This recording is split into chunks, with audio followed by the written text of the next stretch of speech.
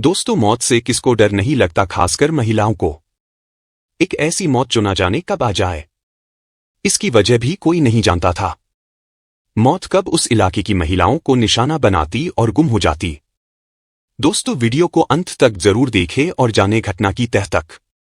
बरेली के एक इलाके में पिछले कुछ महीनों में एक या दो नहीं बल्कि आधा दर्जन से ज्यादा महिलाओं को बेरहमी के साथ मौत की घाट उतार दिया गया था। वर्ष 2023 में 1 जुलाई को यूपी के बरेली में शाही थाना इलाके के आनंदपुर गांव में एक महिला की हत्या हुई थी। कातिल ने करीब 55 साल की महिला की जान उसी की साड़ी की पल्लू से गला घोंटकर किया था। पुलिस ने जांच शुरू की लेकिन कातिल का कोई सुराग नहीं मिला।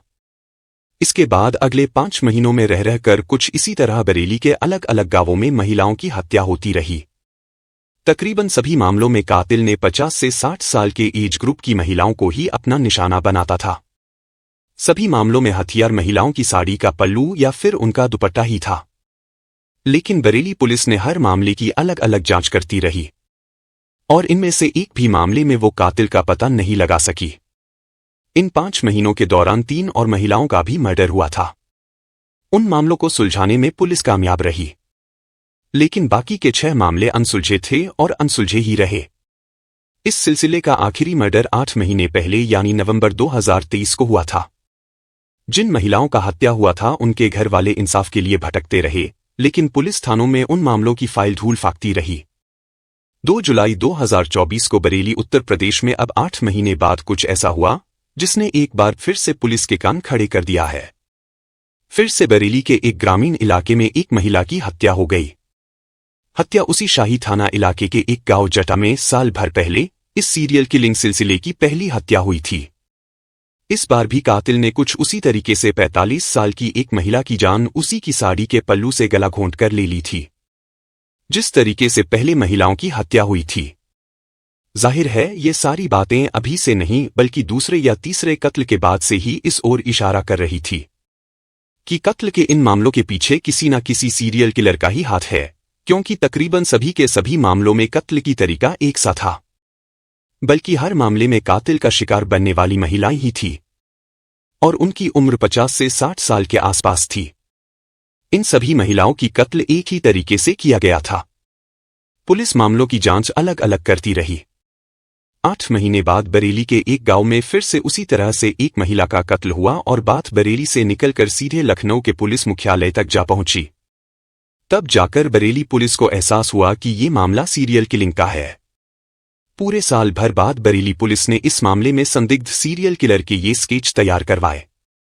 अगर बरेली पुलिस साल भर पहले यानी जुलाई 2023 में ही जांच करती तो शायद एक एक कर इतनी महिलाओं का कत्ल नहीं होता और रहस्यमयी सीरियल किलर की गिरफ्तारी पहले ही हो गई होती। बरेली पुलिस की ओर से जारी संदिग्ध सीरियल किलर के स्केच बनवाई। जाहिर है सीरियल किलर का शिकार बनने वाली महिलाएं अब इस दुनिया में नहीं थी। ये स्केच उन गांवों में रहने वाले लोगों की गवाही और निशानदेही पर तैयार किया गया जिन गांवों के आसपास महिलाओं का कत्ल हुआ था। पुलिस चौंक गई जब इन तीनों के तीनों स्केच में से 2 स्केच तो एक दूसरे से बिल्कुल मिलते जुलते मिला। यानी स्केच में छुपे क्लू इशारा कर रहा था कि महिलाओं के हत्या में ऐसे ही 1 या 2 सीरियल किलर्स का हाथ होगा। साल भर तक पुलिस उस किलर को नहीं पकड़ पाई और वो महिलाओं को अपना शिकार बनाता रहा। सीरियल किलर ने बरेली के ग्रामीण जिले के 3 थाना इलाकों में ही सारी की सारी वारदातों को अंजाम देता था। ये सारे के सारे इलाके एक दूसरे से बिल्कुल सटे हुए था। यानी सीरियल किलर का एरिया ऑफ स्ट्राइक भी चंद किलोमीटर के दायरे में ही है। ऐसे में उसे ढूंढना भी शायद उतना मुश्किल नहीं था जितना अगर उसके हमले का एरिया पूरे जिले में या फिर जिले से बाहर फैले होने पर हो सकता था। कातिल 50 से 60 के एज ग्रुप की महिलाओं की ही जान ले रहा था। वो गांव के सुनसान इलाकों में आमतौर पर दोपहर के वक्त ही हत्याएं करता था। सभी की हत्याएं गला घोंटकर महिलाओं की साड़ी के पल्लू या फिर दुपट्टा से उनकी जान लेता था। पुलिस को किसी भी मामले में महिलाओं के साथ रेप छेड़छाड़ के कोई सबूत नहीं मिला है।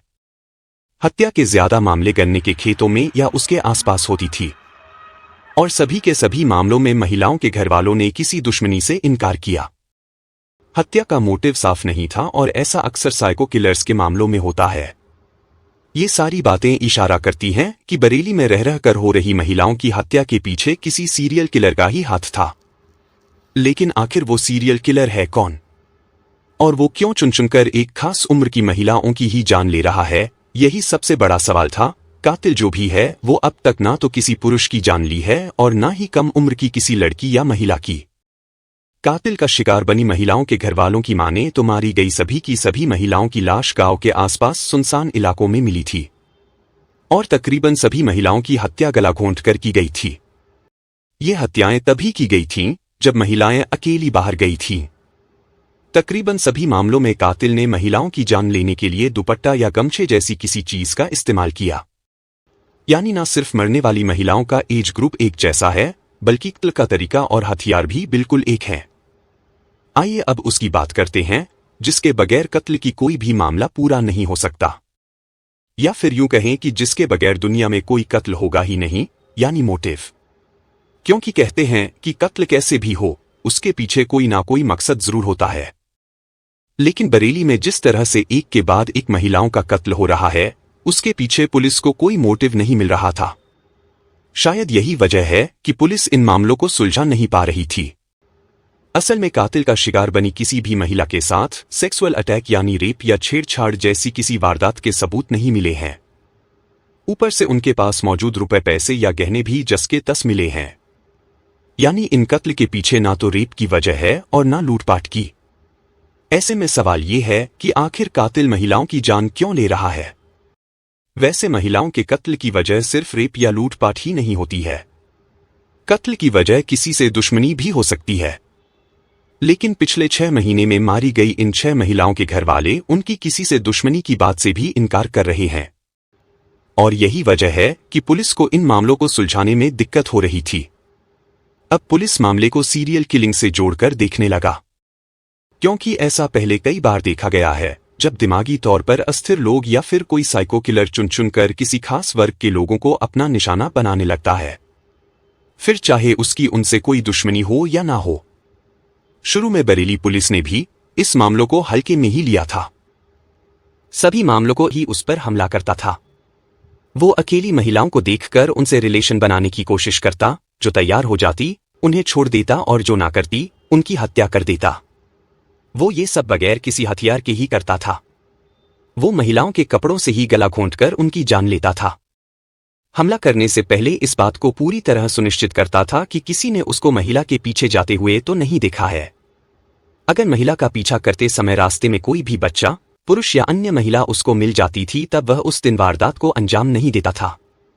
सभी घटनाएं गन्ने के खेत में कत्ल किए जाने का कारण बताया कि गन्ने के खेत में आड़ होती है। गन्ने के खेत में 10 से 5 मीटर अंदर चले जाने के बाद अगर आसपास से कोई गुजर भी जाए तो अंदर पड़े हुए व्यक्ति का पता नहीं लगेगा। उसने कपड़े से गले में गांठ बांधने के बारे में पूछने पर बताया कि वो सुनिश्चित करना चाहता था कि महिला मर गई है, इसलिए महिला को मारकर वहां से जाते समय वो उसके गले में पहनी गई साड़ी या दुपट्टा से कसकर गांठ लगा देता था, ताकि यदि किसी महिला में थोड़ी चेतना रह भी गई हो तो वह बाद में जीवित रहने की कोई गुंजाइश न रहे। कुलदीप कभी भी मोबाइल फोन का इस्तेमाल नहीं करता था और न ही आने जाने के लिए किसी वाहन या साधन का प्रयोग करता था। वह पैदल ही घूमता था और हत्या के बाद निशानी के तौर पर अपने शिकार का सामान ले जाता था।